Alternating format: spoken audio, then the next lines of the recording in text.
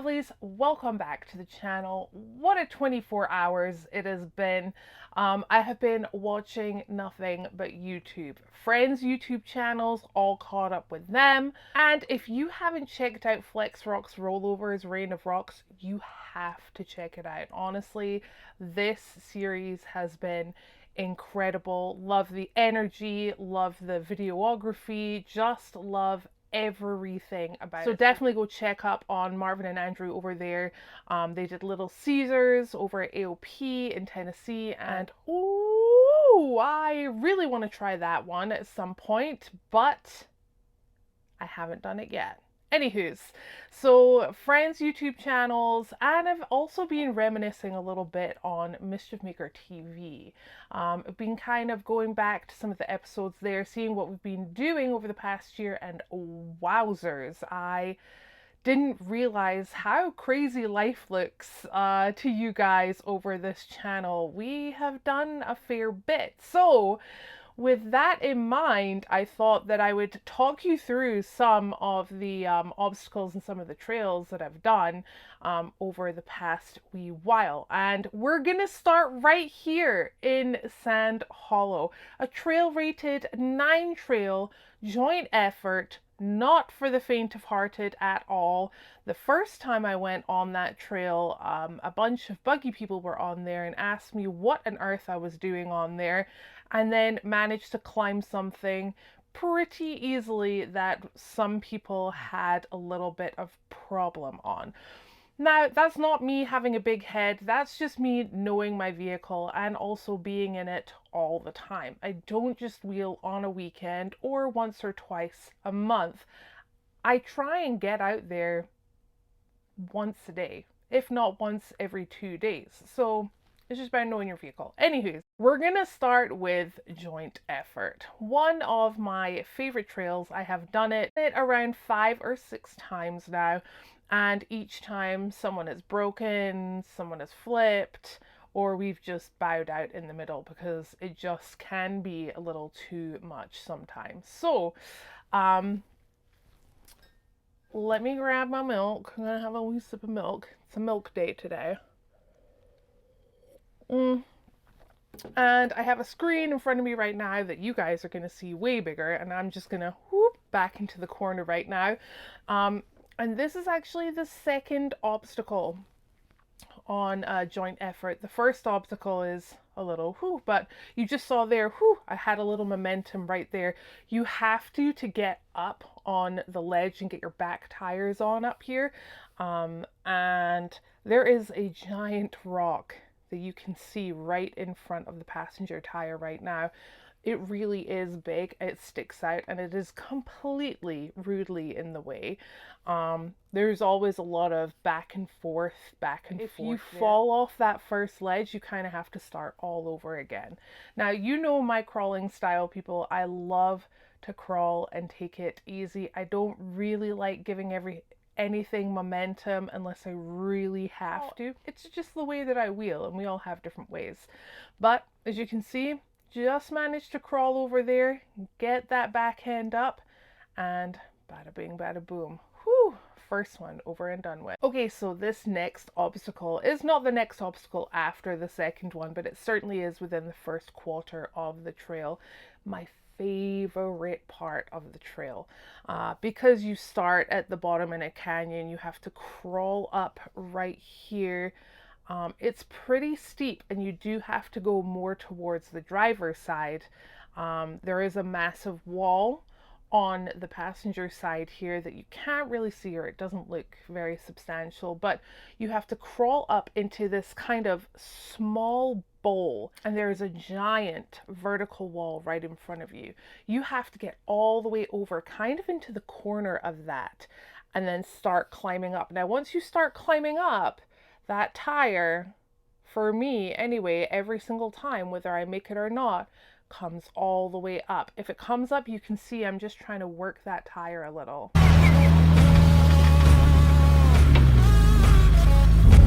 So this one is always 50-50. I either get it or I don't. If I don't get it the first try, yeah. You need to have like the exact spot to go up on this one. I can see that. And I just did today. Now, out of the 5 or 6 times that I've done that, I've made it 3 times. So it really is, you have to get the exact line. Okay, now I'm going to take you to Fordyce in Northern California. Stunning. I believe this is Wind Chill 3, could be wrong, but I'm pretty sure that's what this is. And I mean, look at that. That looks insane. Oh, this is when slow and steady really does come into play. Oh, I remember that drop. And this was actually the first time I had ridden with everyone from BFG and had been invited to the BFG run there. And it was an incredible day. But this climb coming down, I saw someone do this before me and I thought there's no way. But it's all about control on this one. You cannot be pedal heavy on this, otherwise you're going to get yourself into a lot of trouble. As long as you just keep to that driver's side, make sure that side wall is on that rock, like you can see right there, you are all kind of good. It feels so wrong, but it is the complete right thing to do. So you can see me just kind of working slowly, inching slowly down there. Oh, everyone was so worried about me scratching the side of the Jeep, which is so funny. A lot of people do that all the time. If I'm not worried about it, guys, you shouldn't be worried about it. But this one was all about control and listening to everyone around me because I honestly really couldn't see anything at all. Um, Here we are. You see me riding the side of that rock again. So honestly, that one is just keeping that side wall kissed right up against that rock on the driver's side, dropping down right there. Woo, incredible. And then turning out of it right here. Again, you can see how you can get into a lot of trouble and actually hurt yourself pretty bad on this one if you're rough with it, but a lot of control and honestly just hug that side. Now, I'm pretty sure it's changed already, to be honest with you, because that's how these trails kind of run. Okay, now we're going to switch over to Milt's Mile, one of the most iconic trails here in Sand Hollow. And this is actually the second obstacle after getting up kind of that gatekeeper. Now, the great thing about this trail is that there are so many ways that you can go around things. There are bypasses for most things, which is phenomenal. But this one is always a fun one. You normally want to try and be as much passenger as possible on this. But I like to push the limits, right? And I like three-wheeling. It's kind of my jam. So I kind of hit it more to the driver's side and try and crawl up here. You can see I'm just kind of working those tires, working the suspension, working everything, working the wheel. Boop. I do have to go to the passengers just a little bit there just to kind of get that traction on the rear. And then crawling right up. Again, you can get up this one pretty easy if you just give it momentum, but I always like to see how I can crawl everything first before having to put my foot. Oh, now we come to the three monkeys, the middle monkey.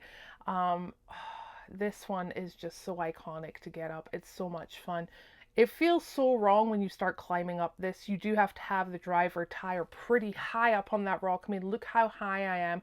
And I can tell you that the passenger side just started to grab just there and it pulls you up and over. Now, we're going to pause this one for a second. One of the first times I did this trail and I did this obstacle, an icon in the off-road industry, Larry McRae, was guiding me up this, and it was just an incredible moment, to be honest with you. This is one of the obstacles in the whole of Sand Hollow that I love to take people to, because when you drive up to it, you're like, there's absolutely no way, but there's just that sweet line that everyone, as long as you hit that right line,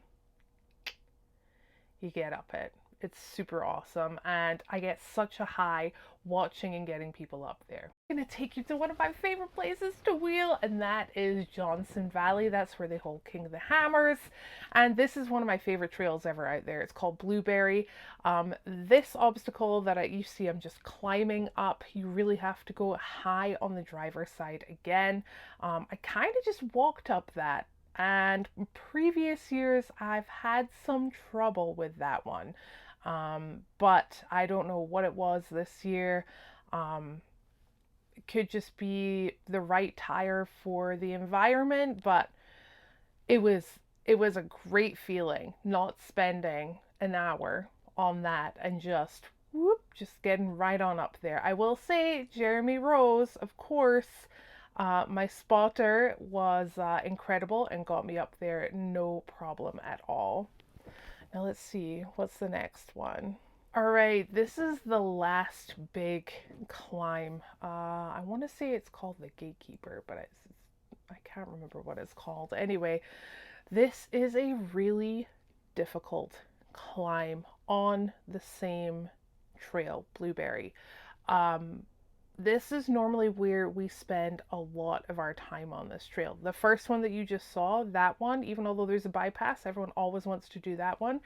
And then this one right here, it really, you know what? This video doesn't really do justice, but you can see me just climbing up there. Let me tell you, I was there for about 20 minutes.